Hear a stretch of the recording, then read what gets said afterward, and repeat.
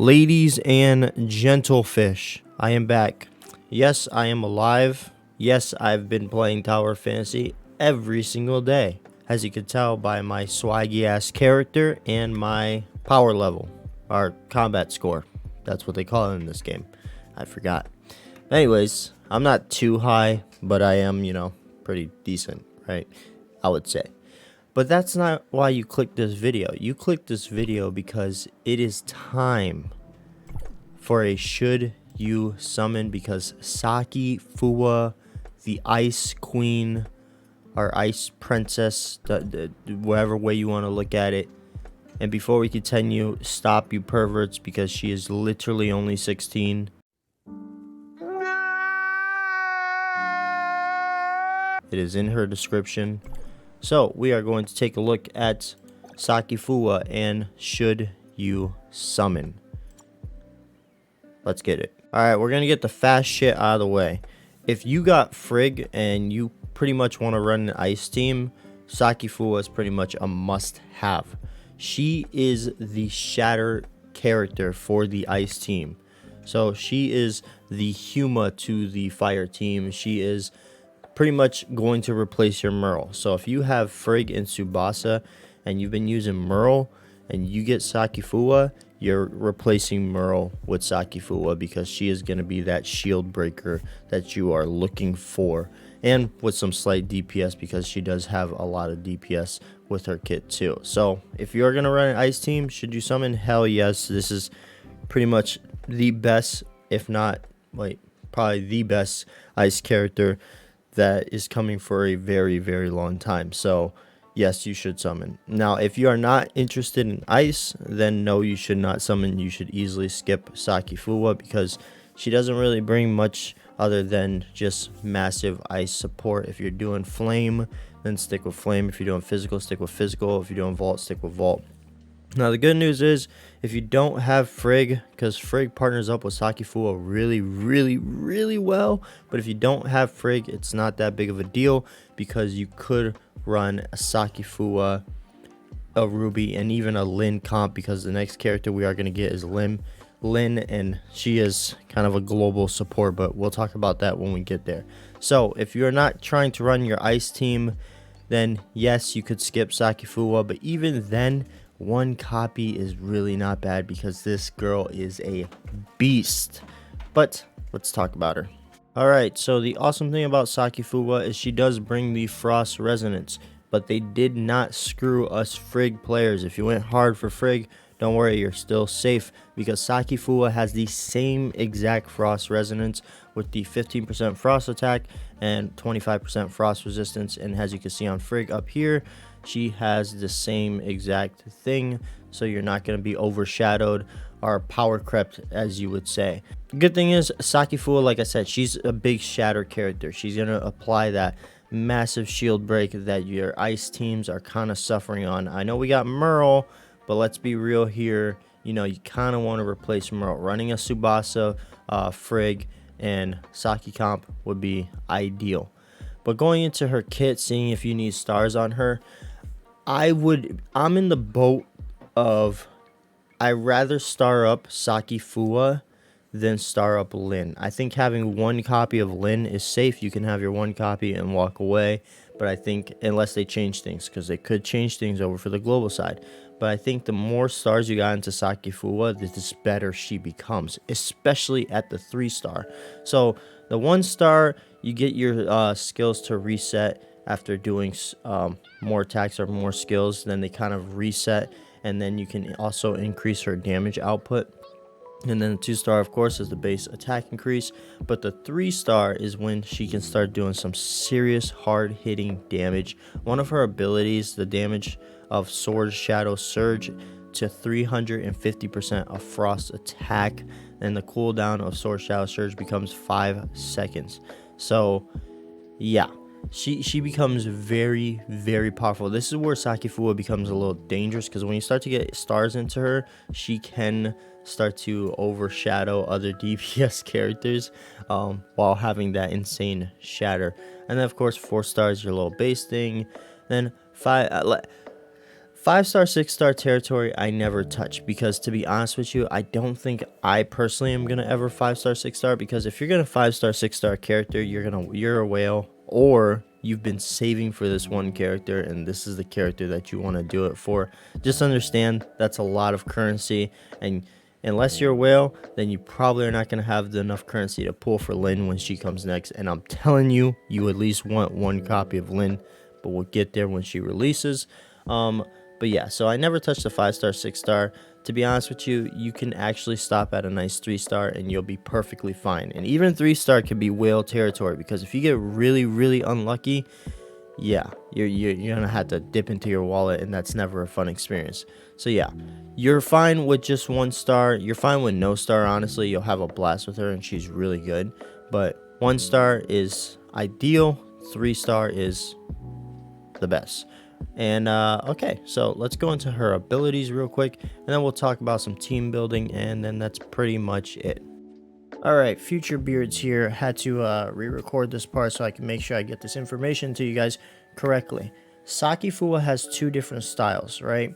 She has the attack style, the DPS style, if you will, and she has the tank style.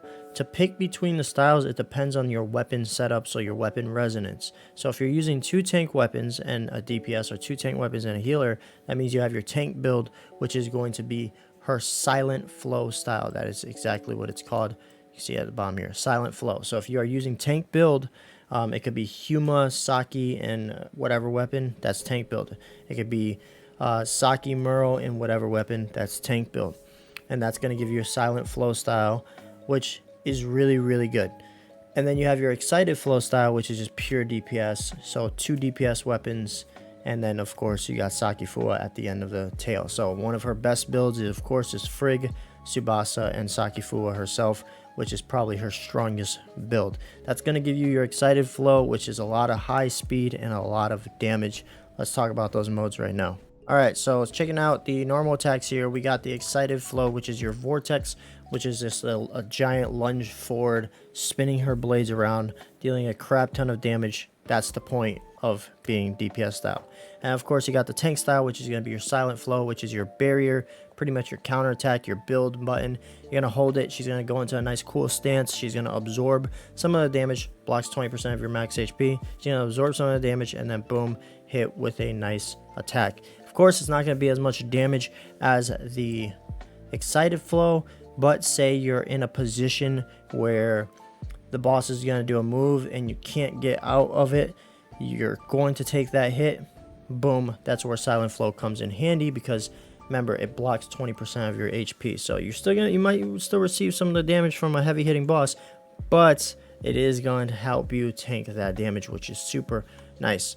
Then dodge is exactly the same, and skills is where it gets a little weird. Okay, so again, you got the straightforward excited flow, which is just going to be this really cool, like, just dash forward giant ice explosion thing that she's going to do massive amounts of damage, as you can see there, which is it looks amazing, and it's pretty hard hitting. And also, that's going to be the move that's going to do a lot of shatter for shield shattering. And then, of course, the silent flow. So with the silent flow skill, it's going to be similar to her normal attack, in which she goes into a stance, kind of charges up. What's pretty cool about this is it's going to taunt nearby enemies, and it's going to absorb damage, but this time a lot more, up to 60% of your max HP. So very, very big move, especially if you need to pull aggro. But on top of you pulling aggro, you're also absorbing damage. So if the boss is about to do some crazy heavy hitting move, this is going to be your baby right here, 100%. Now at the end of the charge, as you can see there, you are going to dish out damage, and you are going to heal. So there is a heal behind that, which is super, super nice. Now you're probably thinking, so Beard, silent flow is definitely the way to go, because you get to absorb damage and you get to heal. Well, you also do get to heal off of excited flow too, because with SAKI FUWA, she does have this thing called sword shadow. Sword shadow is going to be this kind of animation that goes around her once she uses either one of these skills. Now once she uses either one of these skills, That animation obviously is going to look a little bit different, depends on which one you use. But with the Excited Flow Sword Shadow, what it's going to do is every time she uses a skill or a branch skill, it's going to do range damage. So it's going to kind of lash out at people, which is super nice. But on top of that, if we go down here a bit, Once you could do so, it inflicts damage of 45% frost attack on the first hit target and recovers HP equal to 50%, 57% of the damage. This is really freaking nice, because while in the DPS mode, not only are you going to dish out damage, but you are going to get a nice percentage back of heals. Nothing too crazy, but it is a nice percent back in heals. Now I believe on her right here, on her 3-star, that is going to go up, because on her 3-star, her sword shadow, when it lashes out at people, it's 350% of attack, and you're going to receive 57% of that back in HP. Yeah, this is where Saki becomes an absolute monster at 3-star, right? Big things like this. The numbers don't seem that big, but trust me, once you start using her and start building your kit better and stuff like that, it's insane. Now, if you're in this tank build and you have your sword shadow, again, use a skill, sword shadow is going to go up. What that's going to do is it's going to block attacks. So it's going to block some attacks. Obviously, it's not going to completely negate the attacks. You are still going to receive some damage, because it can't exceed 15% of max HP. Now you get 3 blocks for 10 seconds. Each successful block deals counter attack. So not only does it block attacks, but it's going to deal counter attack damage, which is, again, super nice. And the added taunt effect. So Saki is just a monster, guys. She is an absolute monster. If you, I'm just gonna say it again. If you're running the Frost team, guys, if you are doing the Ice Frost team, you need SAKI FUWA. She is a must-have for Ice and Frost. And on top of that, if you're a tank player in general, here's another thing. Should you summon?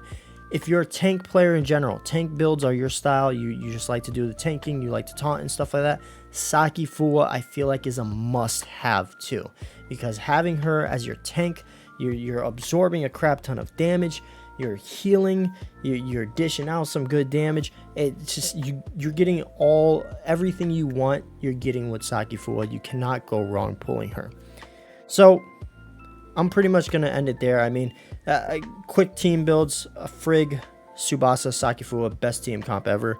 And if you want to go with Silent Flow style, Merle, SAKI FUWA, and Frigg is probably your best friend too. And yeah, that's pretty much it. So partner SAKI FUWA up with another Frost weapon, so that way you get that Frost resonance, and that's just going to make her just beast out even more. But at the end of the day, guys, I mean, she's a monster. She is an absolute beast. And should you summon, if you're running the Frost team or if you're a tank player, absolutely, positively, yes. And if you're not a tank player and you're not a Frost player, then yes, you can skip SAKI FUWA, but make sure you check her out. Anyways, I hope you guys enjoyed the video. Look forward to my summoning video, and also look forward to some gameplay, because, man, I cannot wait to take her in her different builds to different contents. But I hope you guys enjoy. Remember, like, comment, share, and subscribe. And as always, stay positive. Peace out.